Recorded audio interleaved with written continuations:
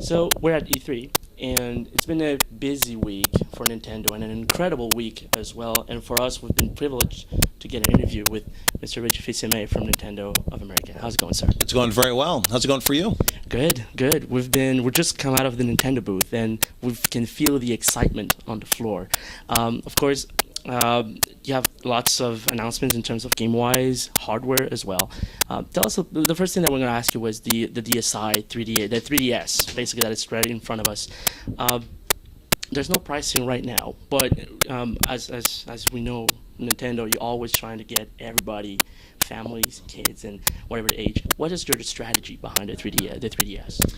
You know, our strategy for the Nintendo 3DS was pretty straightforward.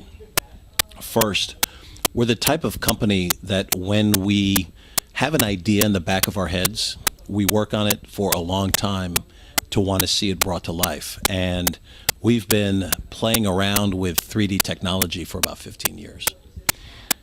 We're at the point now where the technology can finally meet our vision.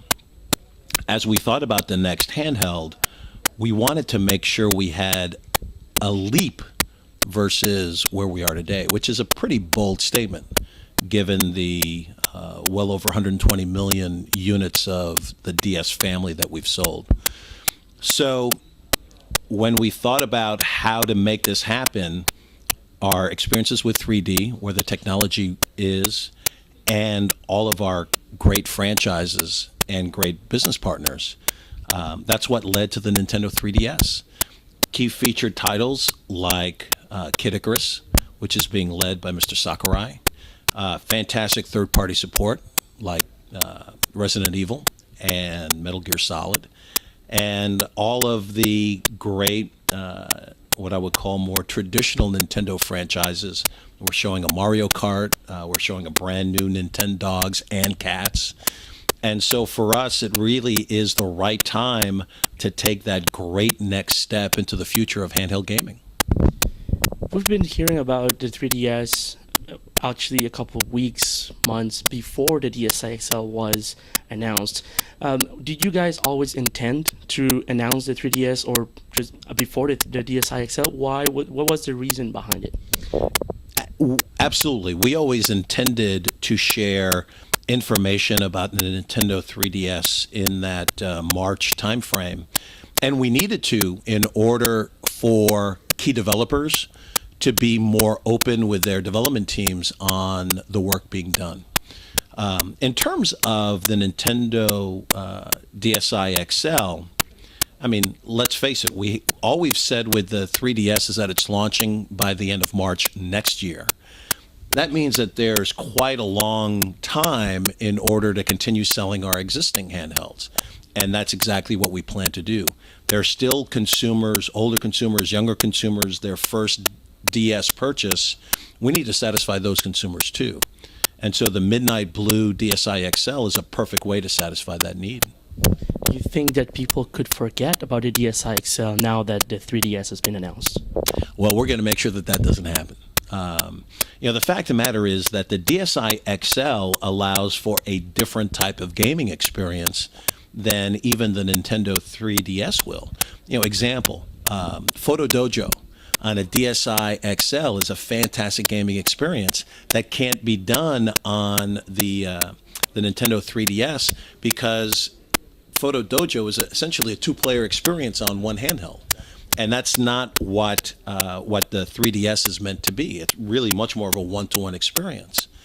And so I believe that, for example, the Nintendo 3DS will coexist with the DSi XL and will coexist for quite some time.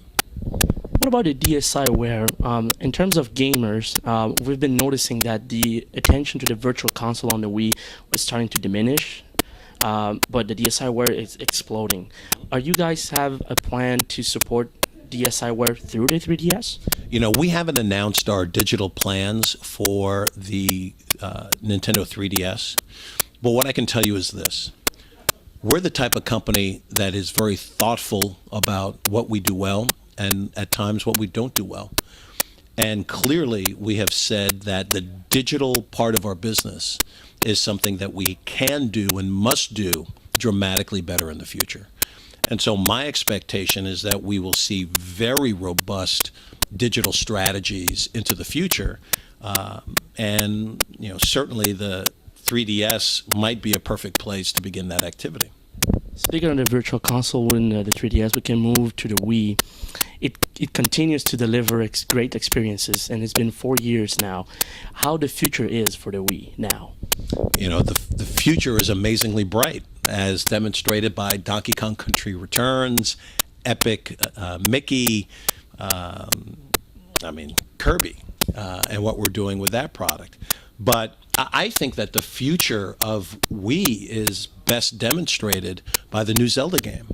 I mean, what Zelda player hasn't thought about wielding the sword and the shield of Link? And that's what we allow players to do with the new Zelda. And so the Wii console will continue to have quite a long life, and we will continue to support that product very aggressively. What I've seen at the press conference is the retro. There's a lot of retro coming back, both for the DS and the Wii. There's still room for original IPs? Absolutely. Mii's and the Mii characters are a new IP that we brought to bear with the launch of Wii. Nintendogs is only going through its second iteration with the launch of Nintendogs plus Cats.